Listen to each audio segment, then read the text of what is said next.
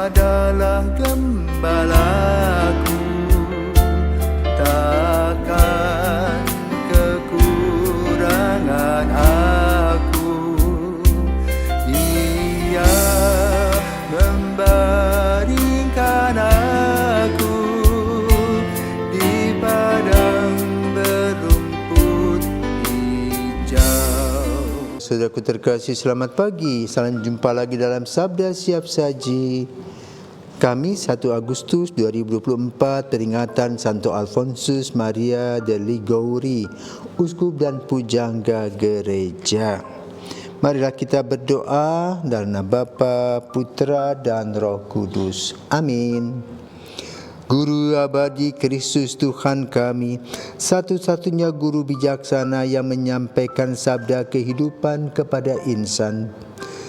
Dengarkan kami gembala sejati, semoga gereja Kau beri cahaya, supaya rela menyiarkan warta kabar gembira. Kau beri kami pujangga teruji, yang menerangi budi serta hati, supaya kami lebih menyelami kasih ilahi. Semoga Ia yang kini berpesta menghantar kami ke hidup yang suci, hingga akhirnya kami bahagia di alam baka. Amin. Marilah kita berdoa. Allah penyelamat manusia, Engkau selalu membangkitkan tokoh-tokoh agung untuk menyegarkan semangat gerejamu.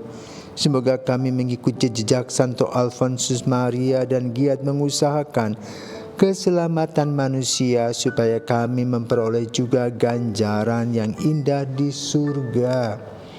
Demi Yesus Kristus Putra-Mu dan pengantara kami yang hidup dan berkuasa bersama Bapa dalam persekutuan Roh Kudus sepanjang segala masa. Amin. Tuhan bersamamu dan bersama rohmu. Inilah Injil Yesus Kristus menurut Matius. Dimuliakanlah Tuhan. Sekali peristiwa Yesus bersabda kepada orang banyak, hal kerajaan surga itu seumpama pukat yang dilabuhkan di laut, lalu mengumpulkan pelbagai jenis ikan. Setelah penuh pukat itu ditarik orang ke pantai, lalu mereka duduk dan dipilihlah ikan-ikan itu. Ikan yang baik dikumpulkan ke dalam pasu, yang buruk dibuang. Demikianlah juga pada akhir zaman, malaikat-malaikat akan datang memisahkan orang jahat dari orang benar. Yang jahat lalu mereka campakkan ke dalam dapur api. Di sana akan ada ratapan dan kertak gigi. Mengertikah kalian akan segala hal ini? Orang-orang menjawab, ya, kami mengerti. Maka bersabdalah Yesus kepada mereka, karena itu setiap ahli Taurat yang menerima pelajaran hal kerajaan Allah seumpama seorang tuan rumah yang mengeluarkan harta yang baru dan yang lama dari perbendaharaannya. Setelah selesai menyampaikan perumpamaan itu, Yesus pergi dari sana. Demikianlah sabda Tuhan. Terpujilah Kristus. Para pilsawan dan saudaraku terkasih, selamat pagi. Mari kita memasuki bulan baru Agustus, di mana pada tanggal 1 Agustus kita merayakan pesta Santo Alfonsus Maria de Liguori, pendiri Kongregasi Redemptoris, CSSR. Alphonse Liguori dilahirkan di Napoli. Sebagai anak yang cerdas, dalam usia 16 tahun, dia sudah menyelesaikan sekolah hukumnya. Maka dalam usia yang relatif muda, pada usia 21 tahun, dia sudah menjadi pengacara. Namun orang ini sebagai seorang pemuda, dia merasa bahwa hidup tanpa Ekaristi itu kok sepertinya hambar. Maka sejak muda dia terus mengikuti Ekaristi setiap pagi. Dia bekerja sebagai pengacara yang sukses. Rupa-rupanya Tuhan menggunakan, seperti Matius dalam rumah cukai. Yesus mengunjunginya dan memanggilnya. Maka Matius meninggalkannya, meninggalkan lokasi kerjanya. Demikian pula dalam urusan dengan Alfonsus, rupanya Tuhan memerlukannya. Maka pada satu kali ketika dia menghadapi lawan-lawannya dan dia salah, maka dia berpikir, apa artinya cinta kasih dan keadilan?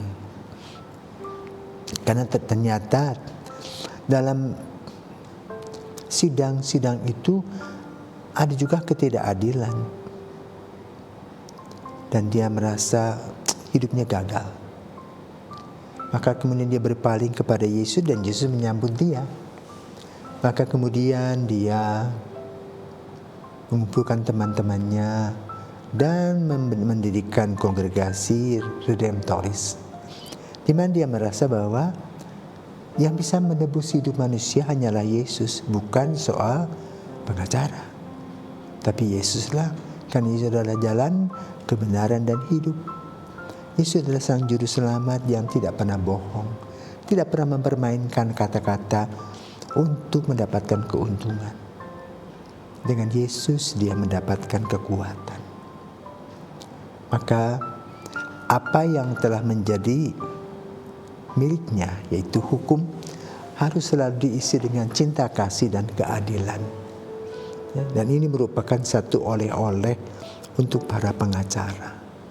Dengan dua hal tadi, cinta kasih dan keadilan. Karena itu pada hari ini kita mendengarkan Injil. Ya, tentang apa? Tentang kerajaan Allah yang digambarkan sebagai pukat yang menangkap. Ikan-ikan yang ada ditangkap, yang kecil-kecil dibuang, dikembalikan ke tempatnya untuk bertumbuh. Yang sudah bisa dipanen. Sama seperti Alfonsus, setelah mempunyai banyak pengalaman dalam kepengacaraannya sebagai lawyer, lalu dia juga menulis buku yang luar biasa. Dalam relatif waktu yang singkat, dia sudah bisa membuat 60 buku yang berkaitan dengan kehidupan rohani. Bagaimana cinta kasih dan keadilan harus hidup dalam kehidupan kita sehari-hari. Maka apa yang dikatakan tadi, pukat itu memberikan makna bagi dirinya. Setelah matang, Tuhan menggunakannya, dan kita harus terus berbunga, berbuah, agar kita bisa dan boleh mengikuti Kristus sebagai Sang Juru Selamat dan Penebus kita. Maka pada hari ini marilah kita juga berdoa untuk kita yang selalu bermasalah. Mohon roh kebijaksanaan dalam memecahkan masalah dalam cinta dan keadilan, sebagaimana yang telah dilakukan oleh Santo Alfonsus Liguori. Uniknya adalah orang kudus ini diberikan usia yang cukup panjang, 91 tahun baru meninggal. Karena itu dia bisa menulis 60 buku dalam hidupnya.